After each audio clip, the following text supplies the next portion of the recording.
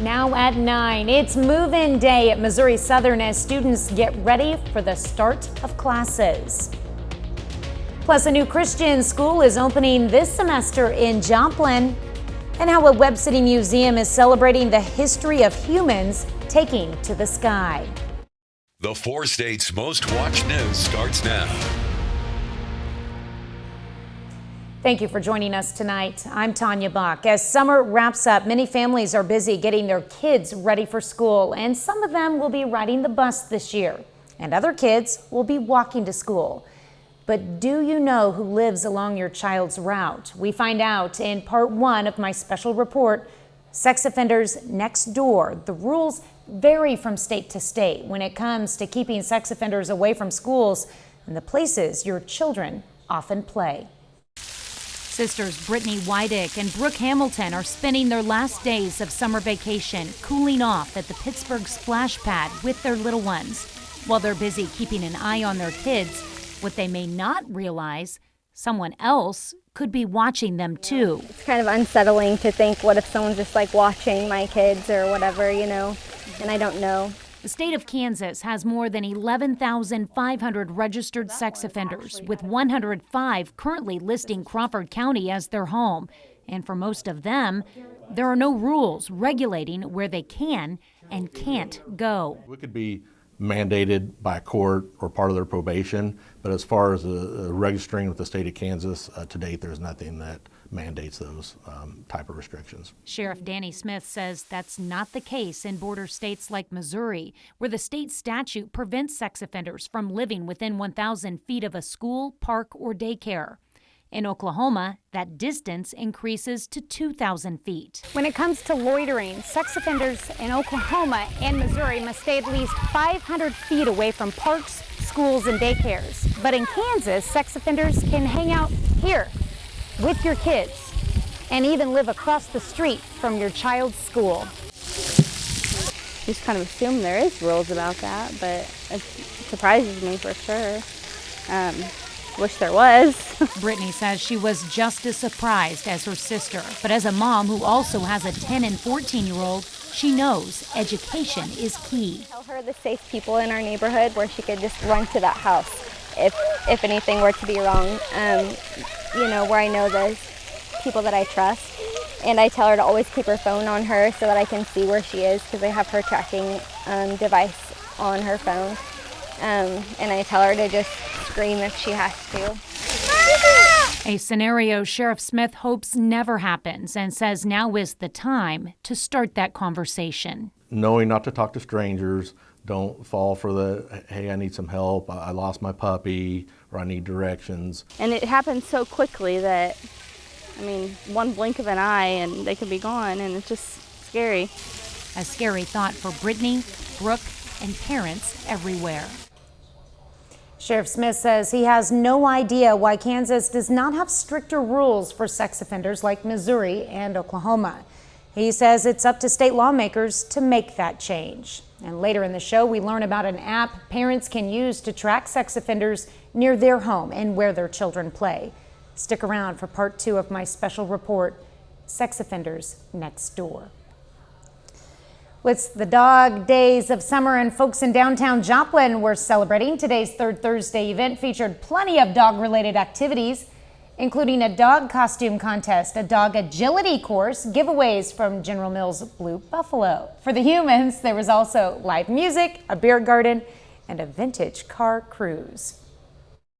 Dog days of summer tonight, so everyone's bringing their furry friends down. We've got Blue Buffalo General Mills as our sponsor, and the 400 block is full of activities. You can bring your dog down, get some doggy ice cream. There's an agility course. There is a best dressed pet contest that you can enter. More than 140 vendors were set up downtown for today's event. A new private school is celebrating its first school year. KOAM's Anthony Saviello has the story. For some, the thought of sending their kids to public school is a little daunting. However, for parents whose kids will be attending Pleasantville Christian School, the stress may be alleviated. but tailoring it to the child, being able to say, hey, you may be thriving in one content, maybe need a little bit more support in this, and we can accommodate that. We do cap at 15 per grade level, and then in our pre-K we'll cap at 10 students, so quite a bit smaller of a class size, and more of that community feel for our students and our families.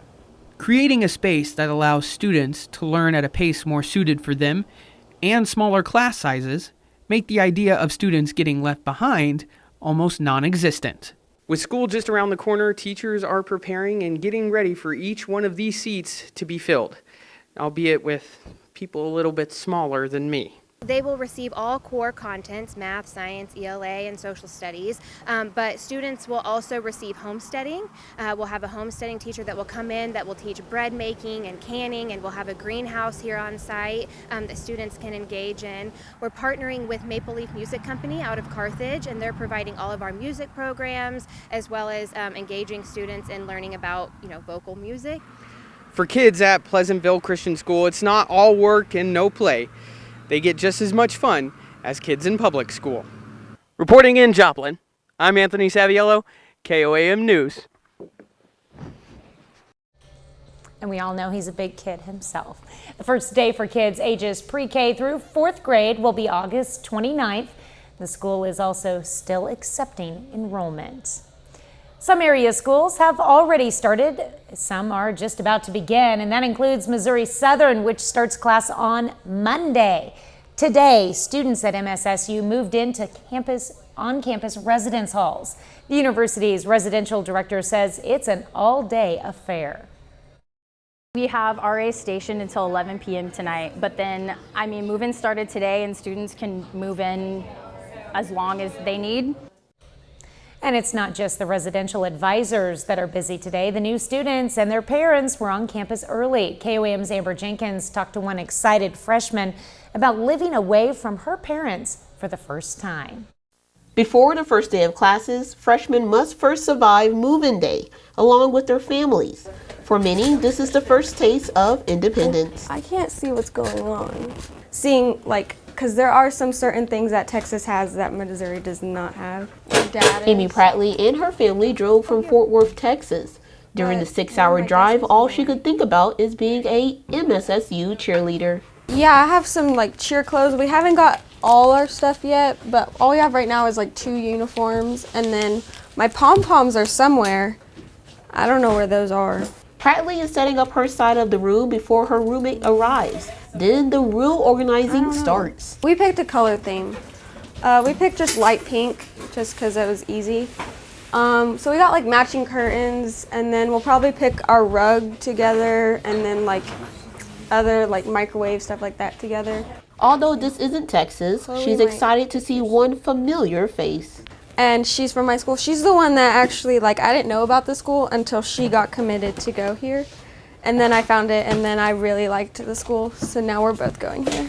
Prattley says she lost track of all the new stuff she brought for her dorm, but she made sure to bring one thing that reminds her of home.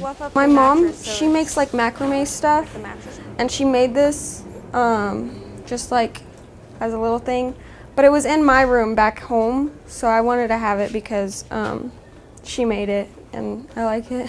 Reporting in Joplin, Amber Jenkins, KOAM News.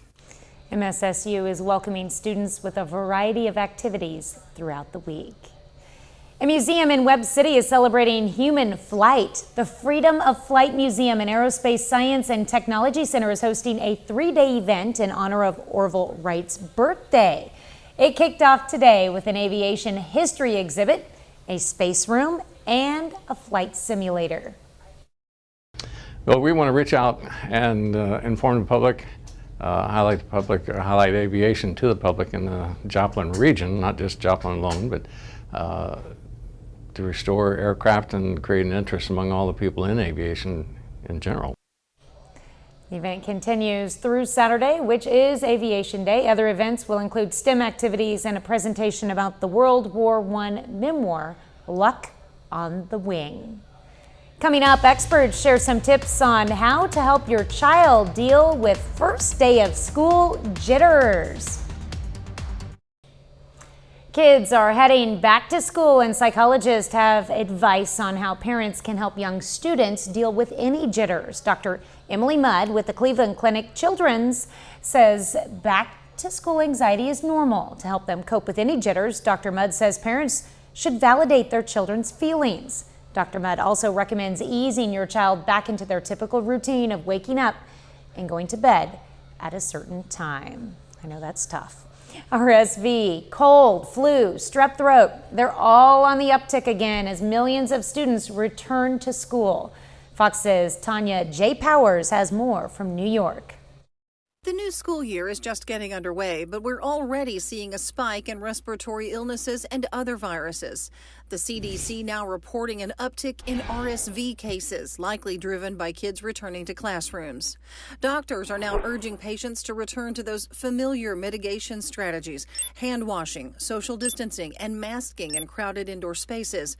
And the CDC recommends all infants get the new RSV vaccine, which can lessen the severity of the symptoms. If it gets down into their lungs, then it makes them require oxygen, and they're in the hospital for several days. Another illness on the rise, human metapneumovirus, or HMPV. It's been spiking throughout the summer in some areas, and some doctors worry those spikes could turn into a surge as students return to school. The symptoms include a hacking cough, fever, and sore throat. If a child is having trouble breathing, like they're using their muscles to breathe a lot as if they're running a marathon, those are signs that the parents should seek medical attention. Doctors and educators say keeping your kids healthy is even more important this year as kids work to get back on track following years of pandemic-related learning loss. And new data shows more than 6 million students have become, quote, chronically absent from school. We lost a lot of ground during that 2-year time frame, and we were already, students across this country were already vastly further behind than they should be. Another illness ramping up this fall, strep throat, with doctors urging folks to get their kids tested if they have symptoms. In New York, Tanya J. Powers, Fox News. And children who actively play sports could get swelling, bruises, sprains, and strains. But how can parents tell when those injuries are more serious? Dr. Michael Dudak with Cleveland Clinic says some injuries might be worse than parents think. He says an injury that seems like a sprain could actually be a fracture. Some symptoms to look out for include dizziness, fogginess, headaches, blurry vision, vomiting, and changes in behavior. Well, Sam is next with a complete look at the forecast. And later, we're getting closer to the start of football season. We'll check in with the Parsons Vikings and the Carthage Tigers.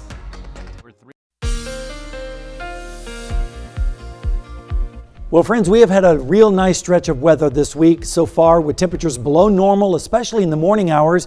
Speaking of this morning, let's take a look out at Indigo Sky Casino and Resort. And you can see that this morning started off mostly fair, and then this afternoon the clouds started moving in from the north and west and turned into some hazy sunshine this afternoon, but still very, very pleasant, especially for the middle part of August, and a beautiful sunset across the area. This afternoon we made it up to 87 in Joplin after starting out at 65.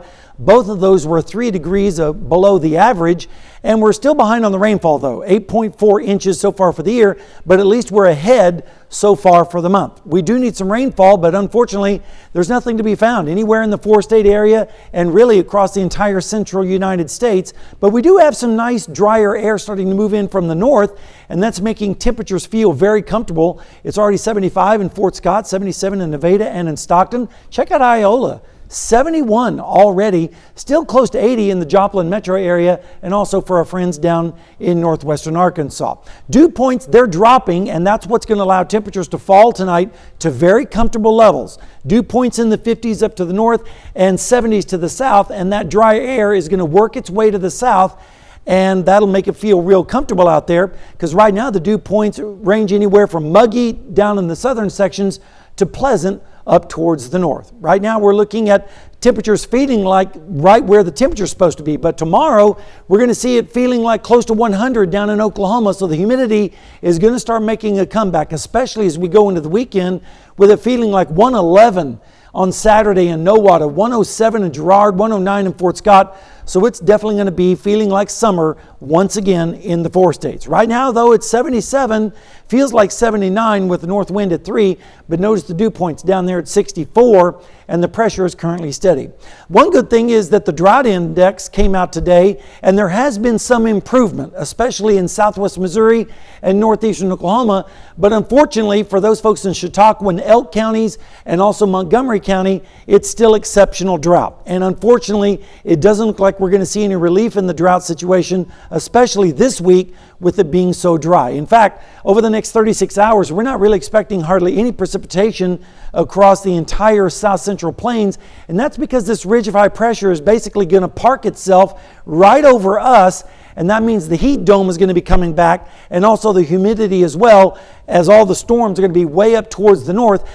Curiously enough, a tropical system will be affecting Southern California and also maybe a little bit of tropical moisture along the northern Gulf Coast, but that's about it. Temperatures tonight are going to be very pleasant, generally in the 50s up to the north, lower. Thanks, Sam. Coming up, sticker shock on back to school supplies. Some parents might say it is the most wonderful time of the year, back to school season. But once they see the prices on school supplies, they may think again. I'm Lydia Hu with Fox Business. Coming up, how much America will spend this year on getting back to school. Kids are heading back to the classroom, but before they get there, parents will be spending more to get them ready. Fox Business correspondent Lydia Hu has more. Families with kids in elementary school through high school will spend an average of $890 this year on back-to-school items. That's a new record from the National Retail Federation and $25 higher than last year. All in, total spending is expected to hit an unprecedented $41.5 billion. Last year was $36.9 billion. The higher spending is driven by an increased demand for electronics and higher prices. Government data shows prices are up for girls' and boys' clothing and stationery. Tracking by pattern, an e-commerce company shows prices for pencils, folders, highlighters, index cards, all up in price by the double digits. These prices are stressful. A survey from Retail Me Not shows 46% of shoppers say the costs of supplies are a top stressor this season. I just dropped my oldest off at college, and if you want to talk about inflation and things that they need, I mean, it's just an endless list. So I have, 18-year-old, a 15-year-old, and a 6-year-old. So this is, it's tragically we underfund our schools, so parents, the liability and the responsibility is left with us. While people are spending more, they're also hunting for more bargains. The National Retail Federation says 45% of shoppers are going to discount stores. That's up from 40% last year. Reporting from New York, Lydia Hu, Fox Business. Well, Chipotle is serving up $100,000 in school supplies to teachers. The Mexican grill company says teachers deserve extra. According to the data by the Department of Education, 94% of teachers pay out of pocket to buy classroom supplies. So Chipotle is offering pre-K to 12th grade teachers a chance to get some extra support. Customers can nominate their favorite teachers to get free supplies until August 18th. Up next, why scientists named a snake after the man behind Indiana Jones and Han Solo. Harrison Ford is honored in an unexpected way. The actor had a newly discovered snake species named after him. According to the scientific journal, Salamandra, a snake species found in the Andes Mountains in Peru, is now called the Tachymendois harrisonfordi. That's awesome. It's a brown and yellow snake about 16 inches long and reportedly harmless to humans. Its diet mostly consists of lizards and frogs. The tribute is a nod to Ford's beloved movie character Indiana Jones and his fear of snakes. 30 more minutes of news, weather, and sports is coming your way. The city of Chanute, Kansas votes to get rid of all city property taxes. Plus, the Crawford County Sheriff shows us an app that will alert parents when a sex offender moves into your neighborhood. Missouri has living restrictions for sex offenders. Oklahoma has living restrictions for sex offenders, and both states have loitering restrictions concerning schools, parks, and daycares. But what about Kansas? It doesn't have either. So how do you know your kids are safe? In part 2 of my special report, Sex Offenders Next Door, I sit down with the woman behind the sex offender registration desk to find out. Awareness and education is extremely important. Michaela Henniger-Mosher is the offender registration clerk for Crawford County. In addition to the violent and drug offenders, 105 of them are sex offenders. she's tasked with keeping track of the currently 105 sex offenders in Crawford County, most of which do not have any restrictions on where they live. There's nothing saying a sex offender can't live close to a school or a park or a daycare. Or where they can hang out, even if it's at a park filled with children. I had a person call because I had a sex offender move across the street from a school. It was published online, so he was obviously concerned. But because of the Kansas state statute, there's not a lot we can do about that. Kansas does require registered sex offenders to check in 4 times a year. So every 3 months, they have to come in person, see me, and register. If they don't, Henniger-Mosher sends a failure to register report to the county attorney, and a warrant is issued. Some of them probably aren't as good as compliant as others, and that's when she'll make phone calls and try to figure out where they're at, or we'll have a deputy go by and do a check and see where they're at and see if that's where they're currently living. Sheriff Danny Smith says parents can be proactive with the Offender Watch app. The app notifies you when a registered offender moves into your neighborhood. Sheriff Smith says you can also use it to keep tabs on your kids. And basically follow your kids, and if they get within an area where there's a registered sex offender, it will send the parents alert. Alerting parents and preventing tragedies like child abductions or worse.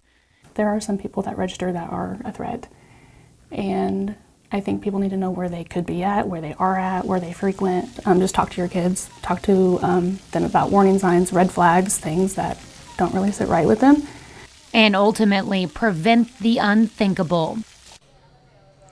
You can sign up for Offender Watch and download the app for free from the Crawford County Sheriff's Office website. And we provided a link on our website at KOAMnewsnow.com.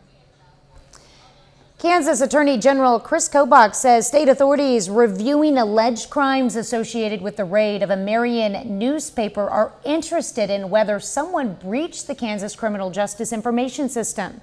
Police raided the Marion County Record last week. The case has gained international attention. And now the KBI is investigating if there was improper access to information in the KCJIS. Chanute, Kansas is eliminating the city property tax levy. This week, commissioners approved the city's 2024 budget. By dropping the mill, the city will not be collecting $2.1 million annually. KOAM's Fernanda Silva has the story. Dee Bondan is a real estate agent in Chanute, Kansas for more than 10 years. She says she has never seen the housing inventory in the city as low as it is now. Last year, it started shrinking, and houses went up after COVID because of, drywall and windows and doors, everything cost went up. Now she's hoping her business will be positively impacted by the city's 2024 budget with no city mill. I hope it will encourage people to build. City officials expect a person who owns a $100,000 property to save about $400 per year starting in 2024. It's money that we don't need, and our citizens should keep it. However, the city owns the electric utility and will increase the electric rate by a little less than 16%. Property owner cannot control how much they're taxed on their property. A utility customer can definitely make changes to their own usage to see if I don't have to keep my air conditioner at 76 degrees all summer. I could increase it a little bit if I want to see some relief from the utility side that way. The commission has improved their performance to the point where the utilities provide sufficient funds to operate our general fund activities like police, fire. Just like real estate agent Dee Bondan, Mayor Jacob LaRue hopes the initiative will encourage investment in Chanute. I hope it encourages growth and development in the city. I hope people can see that they can move to our city and not have the great burden of the taxes. In Chanute, Fernanda Silva, KOAM News. Officials also say it's not the first time Chanute will be a tax-free city when it comes to property taxes. They say back in the 30s, the city also used utilities earnings to fund much of the city's spending. Well, a bit later, how the Biden administration is planning to close the digital divide in rural areas.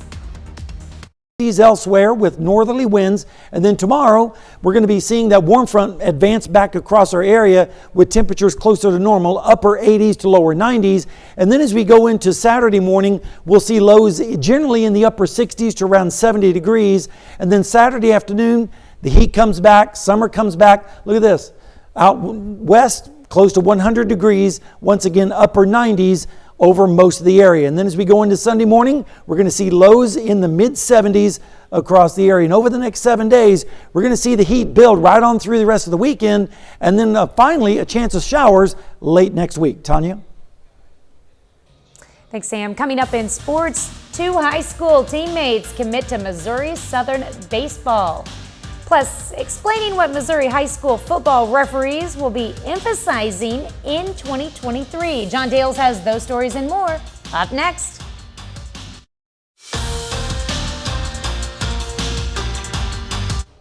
One week, one day, and one practice, one drill at a time. That's the mantra for the Parsons high school football team this season.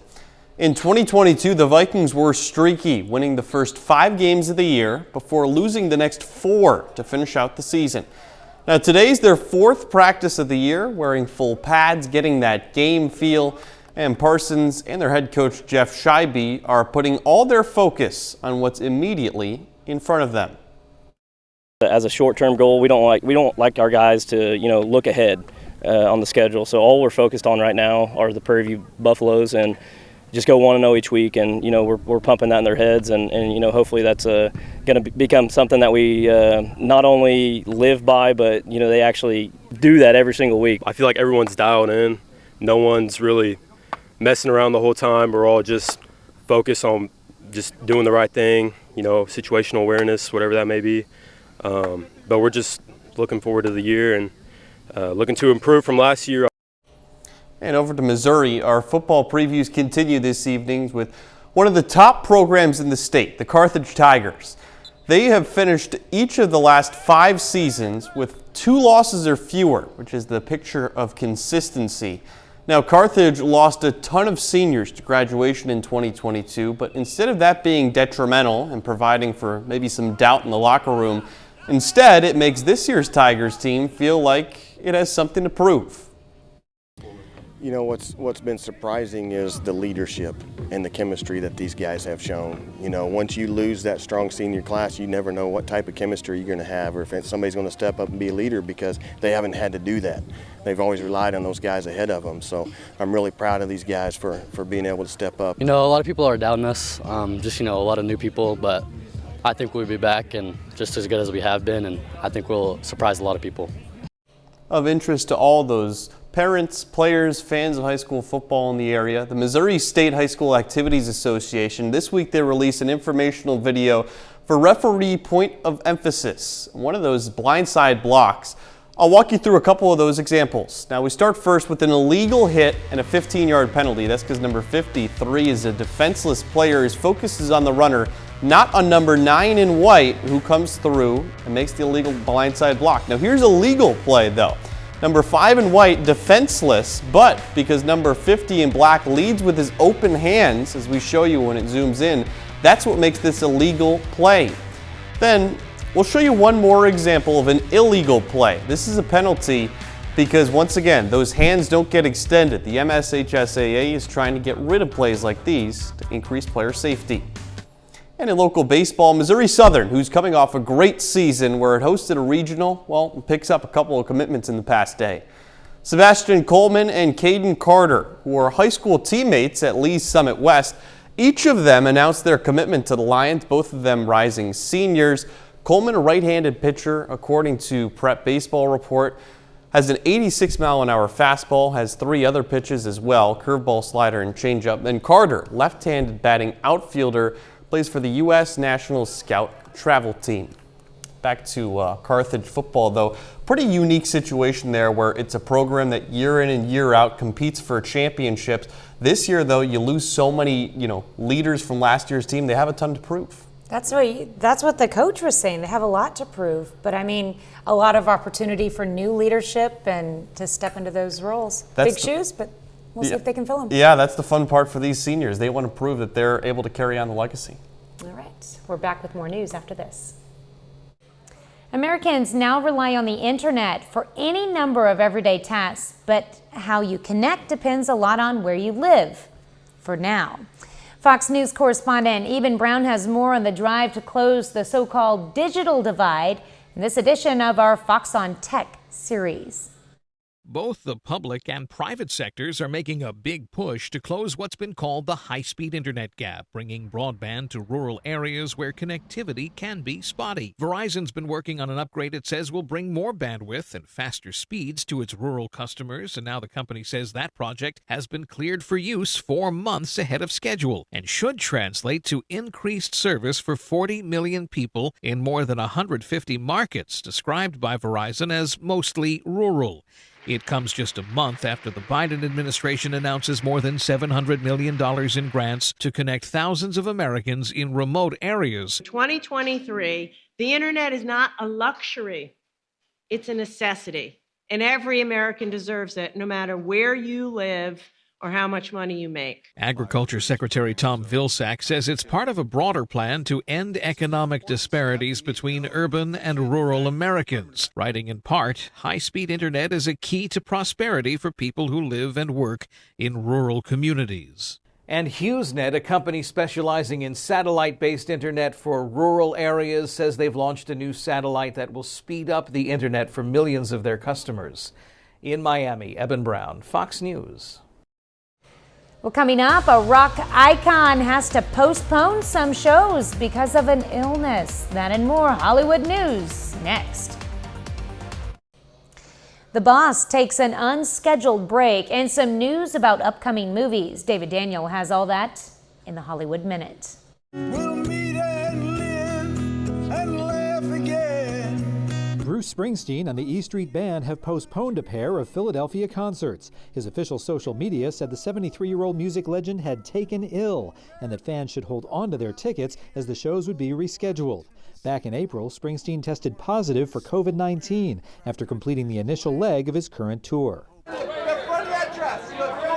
Bleecker Street has picked up the U.S. theatrical rights to the Ariana DeBose film ISS. The sci-fi thriller has U.S. and Russian teams working together aboard the International Space Station until international tension on Earth pits the astronauts against each other. The movie premiered at the Tribeca Film Festival. No word on a release date. It was a rare opportunity. Free Guy director Sean Levy is set to receive the inaugural Norman Jewison Career Achievement Award at the Toronto International Film Festival. The Montreal-born filmmaker's credits also include Stranger Things, Night at the Museum, Arrival, and the upcoming Deadpool 3. He'll be honored at the festival's TIFF Tribute Awards on September 10th. In Hollywood, I'm David Daniel. That's our time for tonight. Thanks for joining us. We'll leave you with video of panda twins celebrating their birthdays. Happy birthday, guys. Have a great night and an even better tomorrow.